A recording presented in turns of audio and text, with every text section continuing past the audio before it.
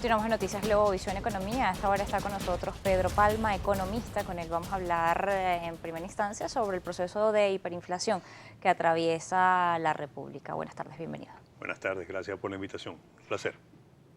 Bienvenido. Quisiéramos conversar con usted respecto a este tema. Veíamos al iniciar este espacio las informaciones que da la Asamblea Nacional. Hasta el momento desconocemos o seguimos como ya casi para 3 años sin conocer los niveles de inflación específicamente medidos por el Banco Central de Venezuela. Sin embargo, la Comisión de Finanzas de la Asamblea Nacional hace una medición y habla que a la fecha habría una acumulada de 5.000% y una caída del Producto Interno Bruto de 12% respecto a los años al año anterior.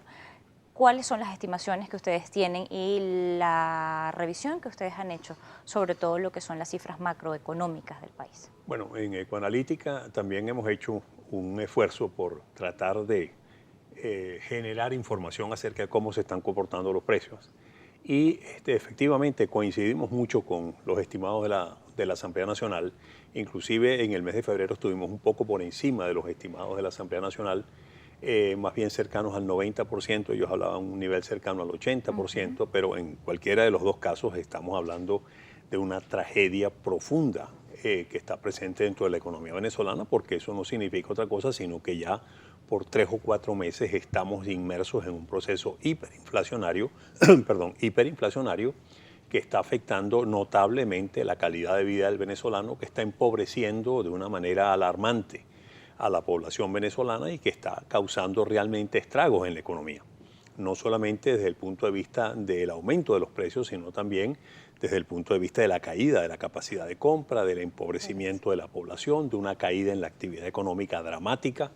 Ya desde el año 2014 a esta parte venimos cayendo de una forma sistemática y ya el estimado, digámoslo así, de contracción económica desde el 2014 al 2017 ya superaba el 35% de caída del producto. Eso es una situación realmente dramática que está viviendo la economía, sin duda alguna una situación que podemos catalogar de colapso de la economía.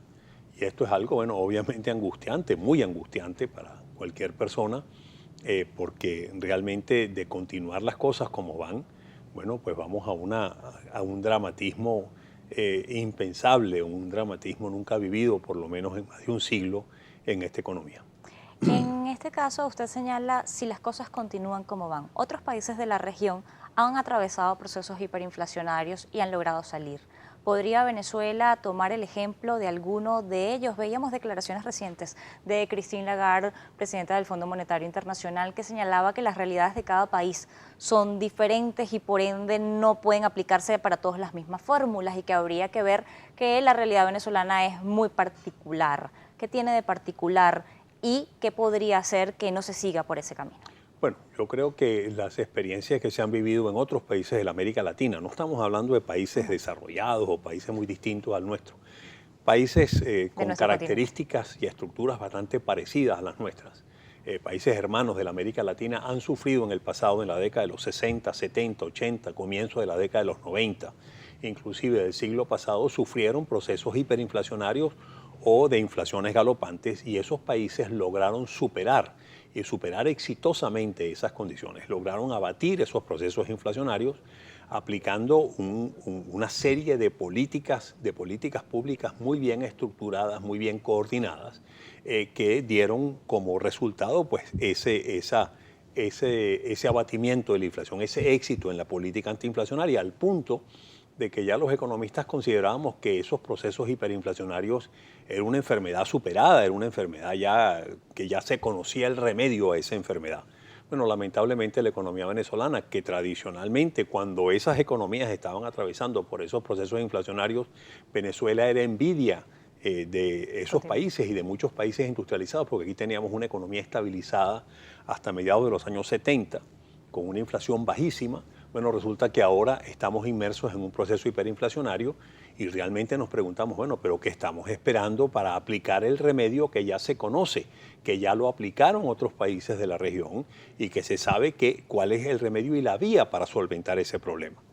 Esa solución está en una serie de políticas, como ya dije, en materia fiscal, en materia monetaria, en materia cambiaria, en materia de estímulos de inversión, de incremento de la producción, de desmantelamiento de controles y crear las condiciones para que las fuerzas del mercado interactúen en una forma efectiva y eficiente, de una supervisión eficiente, de la necesidad de disponer de una cantidad importante de moneda extranjera, de recursos externos, para darle viabilidad, oxígeno a esas posibilidades de aplicación de esas políticas.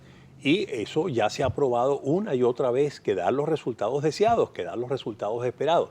Bueno, ¿qué estamos nosotros esperando para aplicar esas políticas? Realmente es incomprensible que el gobierno no esté, realmente tomando esas medidas, siguiendo esos ejemplos que ya nos dieron otros países hermanos y que ya se ha probado hasta la saciedad de que es el remedio para la hiperinflación. Y es por eso que cuando a mí me preguntan, bueno, pero Venezuela tiene futuro, claro que tiene futuro. Lo que pasa es que tenemos que buscar ese futuro, digamos, favorable, donde realmente solucionemos estos gravísimos problemas que están causando efectos devastadores sobre la población. Hay algunas cosas quizá en contra de tomar esas medidas, el asumir el costo político que pueden tener, todas lo van a tener en algún momento porque son medidas que quizá impactan a la población, aunque se llegue al fin deseado, que es estabilizar una economía. Y está el otro tema, y es el efecto electoral que puede tener, y bueno, estamos cerca de un evento electoral. Quisiera conversar de los efectos que estas medidas pueden tener al regreso de la siguiente pausa. Ya volvemos.